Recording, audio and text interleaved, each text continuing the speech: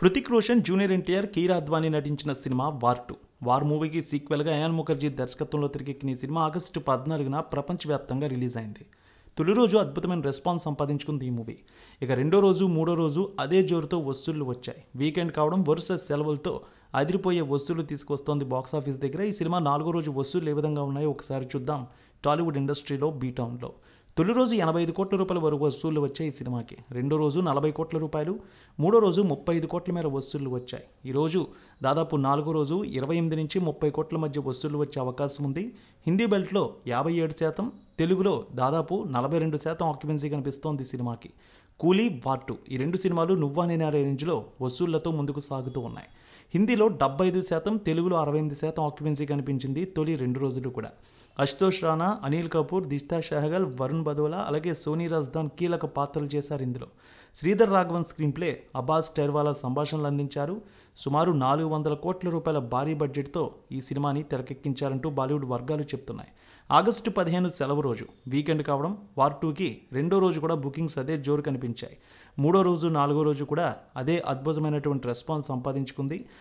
Evening షోల నుంచి మరో 10% occupancy పెరుగుతూ కనిపిస్తోంది. ఇక రెండు రోజుల్లో హృతిక్ రోషన్, జూనియర్ ఎన్టీఆర్ల సినిమా ప్రపంచవ్యాప్తంగా 120 కోట్ల రూపాయల పైగానే వసూళ్లు తీసుకువచ్చింది. దాదాపు 4 రోజులకి 200 కోట్ల రూపాయల క్లబ్లోకి చేరుకుంటుందంటున్నారు అనలిస్టులు.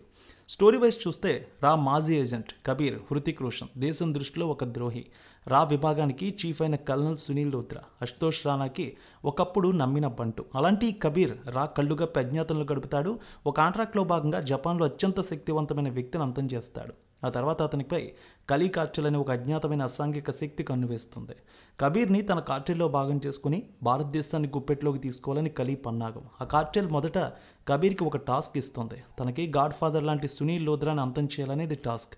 చెప్పినట్టు ఆ పని పూర్తి చేస్తాడు కబీర్. దాంతో కబీర్ని ఎలాగైనా పట్టుకోవాలని రా కొత్త చీఫ్ విక్రాంత్ కౌల్, అనిల్ కపూర్, ఇక భారత ప్రభుత్వ సోల్జర్ విక్రమ్ చలపతి, ఎన్టీఆర్ నేతృత్వంలో ఒక బృందాన్ని రంగంలోకి దింపుతుంది. ఆ బృందంలో లోత్రా కుమార్తె వింగ్ కమాండర్ కావ్య లోత్రా, కీరా అద్వానీ కూడా ఒకరిగా ఉంటుంది. ఇక కబీర్ కోసం విక్రమ్ బృందం మొదలుపెట్టిన వేట ఏ విధంగా సాగింది, కబీర్ దేశద్రోహిగా ఎందుకు మారాడు, అతనికి కావ్యకి ఉన్న సంబంధం ఏంటి, కబీర్ లోత్రాని చంపడం వెనుక ఇతర కారణాలు ఉన్నాయా, కబీర్కి విక్రమ్ ఎవరో తెలిసాక ఏం చేశాడు, కలీ కార్టెల్ వెనుకున్న అజ్ఞాత శక్తులు ఎవరు, ఈ విషయాలు తెలియాలంటే వెండి తెరపై ఈ సినిమా చూడాల్సిందే.